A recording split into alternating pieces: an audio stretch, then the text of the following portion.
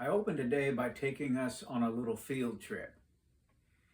The location is one that appeals to all ages, all the way from the toddler to the seasoned adult. I'm talking about a trip to the zoo. The zoo offers a glimpse of many of the creatures in God's creation. Many of the animals in God's kingdom can be found there. And these can be fascinating places. Now, excuse me, if I were to ask you what would be the fiercest land animal that one might find at a zoo, what might you say? Would it be a gorilla? Or how about a grizzly bear? Or what about a polar bear? Or a tiger? Or a cheetah? All of these would be good answers. But I think that Dorothy and the Scarecrow and the Tin Man of Wizard of Oz fame, they had it right as they crept through that scary forest on their way to the Emerald City. What did they sing? Lions and tigers and bears, oh my. A lion is arguably the most ferocious land animal that walks the earth today. It was certainly the most powerful beast that inhabited the setting where we will travel to today, that's for sure. These creatures are massive and imposing. A full-grown male lion can stand 4 feet tall, be 8 feet long, and weigh in at around 500 pounds. Despite its massive size, though, it can run up to 50 miles an hour. Its powerful roar can be heard at night in remote areas from as far away as a mile. An adult lion can eat up to 75 pounds of meat at one meal, after which they can rest for up to a week before eating food again. How's that for binge eating? Now let's keep the ferocity of these lions in our minds, as this will become very important to us later on in regard to a face-to-face encounter that our Bible character for today had with several of them. Now, for those of you who know your Old Testament, you know that I am referring to Daniel. But before we get to that fateful lion's den that he finds himself in later on, we owe it to ourselves to first set the scene for how this fellow ends up there in the first place. The setting of the book of Daniel is in the midst of what is referred to as the Babylonian captivity. So it is the 6th century BC, which, if you were with us last time, it puts us about 250 years after the time of Naaman. Well, much has happened in the divided kingdom of Israel and Judah between the time of Naaman and now, the time of Daniel. First, in 722 BC, the powerful Assyrian army swept into the northern kingdom of Israel and conquered it. And about a century after that, both kingdoms, north and south, Israel and Judah, came under the control of the Babylonians. Specifically, in 605 BC, King Nebuchadnezzar and the Babylonian army laid siege and overtook the city of Jerusalem. And we know from chapter 1 of the Bible book of Daniel that this prophet Daniel, who was likely a teenager at the time, he was taken to Babylon along with other young men from among the nobility of Judah. So Daniel is carted away after that 605 BC siege of Jerusalem. Why did they do that? Well, these young men were taken away to be trained as cadets, as you might say, in the Babylonian customs and the language, so they could be of service to King Nebuchadnezzar. These young men were each given Babylonian names. Daniel was known as Belteshazzar. Now, over the next several years, Daniel, under the favor of God, distinguished himself in Babylon. In chapters 2, 4, and 5 of Daniel, we learn that the prophet interpreted 3 different dreams of King Nebuchadnezzar's, all of which had powerful implications for the Babylonian leader and for his kingdom. Now, as we come to chapter 6 in the book of Daniel, many, many years after this, we find a much older, a highly revered Daniel, still in service to the king, but it's a different king.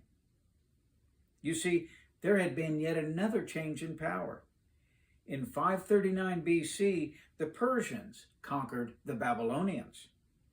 And Daniel stayed put in Babylon as a captive servant during that transition of power. The new ruler of the land was Cyrus the Great, and under him was a governor named Darius, who is also referred to in Daniel 6 as a king in his own right. Now, if you do the math, from when Daniel was first taken captive to Babylon in 605 BC, we're looking at a man now who is likely 75 to 80 years old. We should keep this important fact in mind, because the events we're about to cover reveal that this man, despite his age, actively served and stood for God. Like Caleb, the 85-year-old who we considered a few weeks back, Daniel was still very much in the game. Yes, when it comes to serving God, you see, as we've said many times before, there is no true retirement age. Now, as we enter the text with the first two verses of Daniel chapter 6, we see that this senior citizen was anything but retired. And I quote, "It pleased Darius to appoint 120 satraps to rule throughout the kingdom, with 3 administrators over them, one of whom was Daniel. The satraps were made accountable to them so that the king might not suffer loss." So we see that Daniel shared a very powerful role in the land. These administrators were to be persons of integrity who guarded the king's interests. Now, verse 3 shows us where the trouble began. Now, Daniel so distinguished himself among the administrators and the satraps by his exceptional qualities that the king planned to set him over the whole kingdom. So Daniel stood out even among this elite group of leaders, so much so that the king intended to elevate him to a supreme level. So what might this mean for the other 2 administrators? Reassignment? Perhaps demotion? Well, in that light, what happens next is not really all that surprising. This brings us to verse 4. At this, the administrators and satraps tried to find grounds for charges against Daniel in his conduct of government affairs. You know, what happens when a person today decides to run for political office, say especially at the state, or even more so at the national level? Let the background research begin, right? What mud can we find against this person to discredit them? This ugliness is such a common practice on both sides of the aisle, mind you, today in American politics, so we shouldn't be surprised at all in seeing it back in Daniel's day. But with Daniel, we see that his situation is, shall I say, rather unique. Continuing further in verse 4, but the administrators and the satraps were unable to do so, meaning they could find no corruption in Daniel because he was trustworthy and neither corrupt nor negligent. How refreshing, right? Despite their greatest efforts, you see, Daniel's detractors, they come up empty-handed. But in their conniving, they do find a weakness in Daniel's strength. How so? Well, this man, you see, gave a special allegiance to what they saw as a foreign god. And here they detected an inroad to take action against Daniel. This brings us to verses 5 through 9. Finally, these men said, "We will never find any basis for charges against this man Daniel unless it has something to do with the law of his God." So these administrators and satraps went as a group to the king and said, "May King Darius live forever.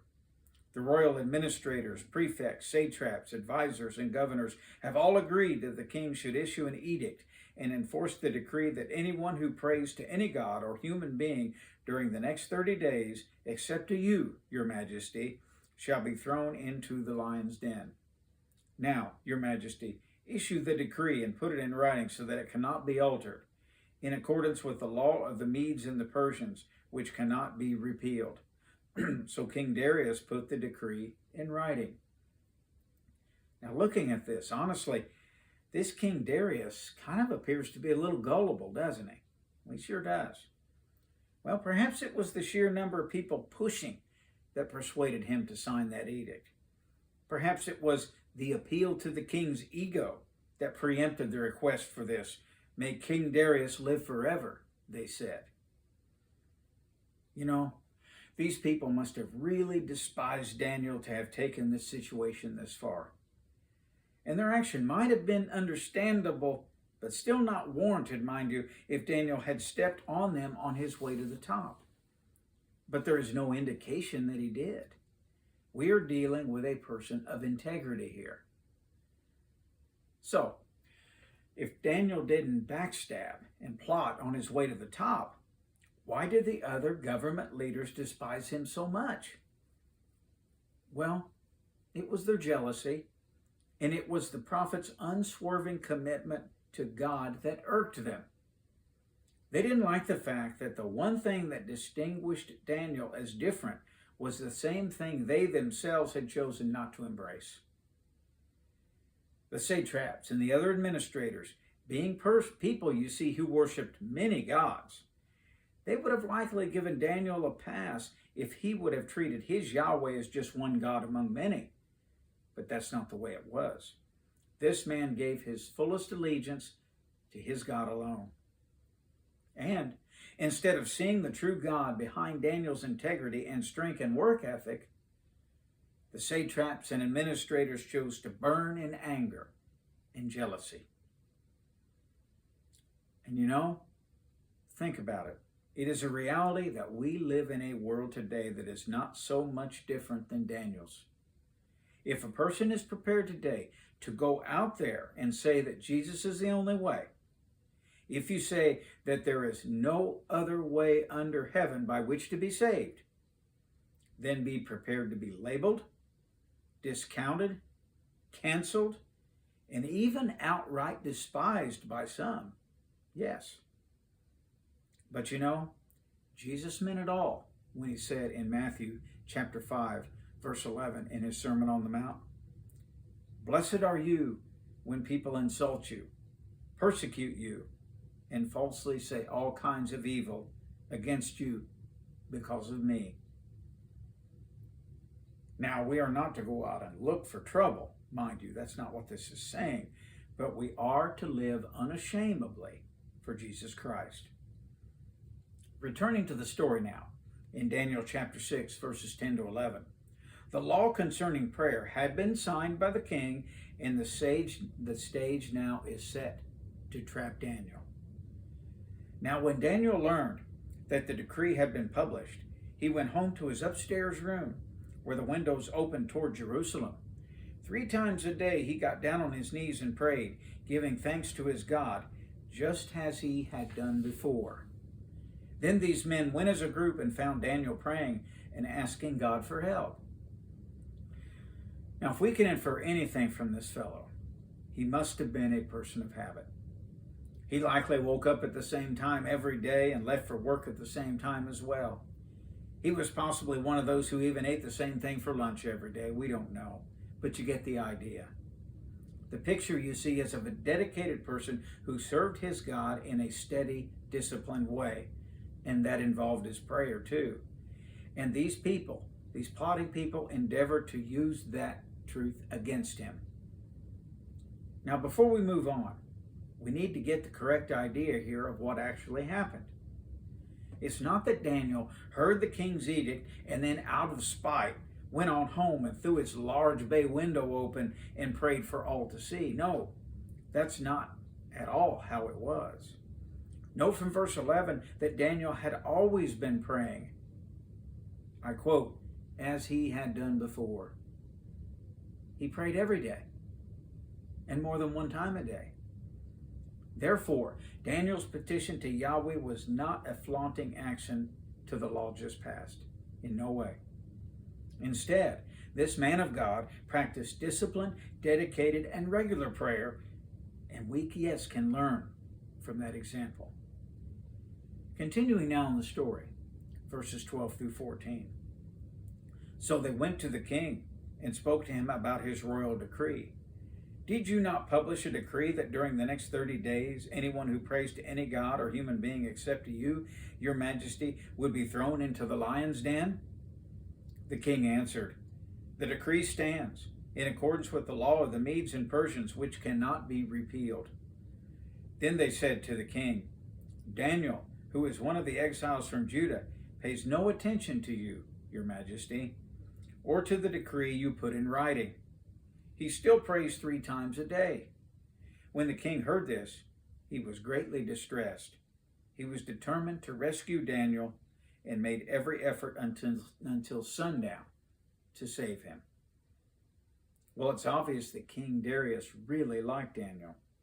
He cherished his skill, his knowledge, and his loyalty. And now the king found himself cornered by his own law. Well, as we look at this, we wonder how a man in Darius, who rose to such a position of power, how could he have foolishly gotten himself into this situation? Well, though the text doesn't really directly tell us this, perhaps Darius thought he could just let the whole thing just blow over. Well, as we continue in the story, we see that the king's subjects hold Darius to the fire. They hold his feet to the fire, I should say.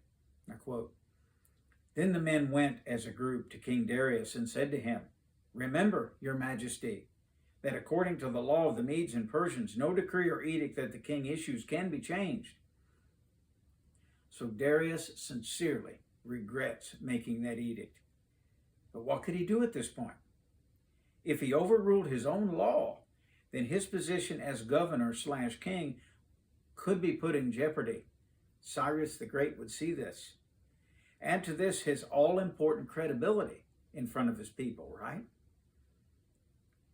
Well, if you think about it, it's not a stretch really to compare this man Darius with the situation of Daniel and the angry leaders pressing him.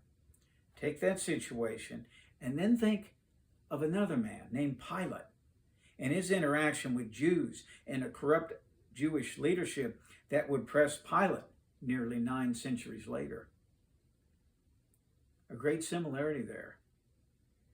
Now, for those of us who are familiar with Daniel's story, getting back to that, we know what happens next. Verses 16 to 19. So the king gave the order, and they brought Daniel and threw him into the lion's den. The king said to Daniel, May your God, whom you serve continually, rescue you. A stone was brought and placed over the mouth of the den, and the king sealed it with his own signet ring and with the rings of his nobles, so that Daniel's situation might not be changed. Then the king returned to his palace and spent the night without eating and without any entertainment being brought to him, and he could not sleep. At the first light of dawn, the king got up and hurried to the lion's den. You see, the king was very aware of Daniel's God, and Darius apparently revered him somewhat. He had some hope that this Yahweh might save Daniel from the lions. Continuing in the text of verse 20. When Darius came near the den, he called to Daniel in an anguished voice, Daniel, servant of the living God, has your God, whom you serve continually, been able to rescue you from the lions? Daniel answered, May the king live forever. My God sent his angel, and he shut the mouths of the lions. They have not hurt me, because I was found innocent in his sight, nor have I ever done any wrong before you, your majesty. The king was overjoyed and gave orders to lift Daniel out of the den. And when Daniel was lifted from the den, no wound was found on him because he had trusted in his God. Now, when we consider this, doesn't it interestingly resemble something else in our Bible? Think about it. Can we think of another who was despised and rejected and sealed in a den of death?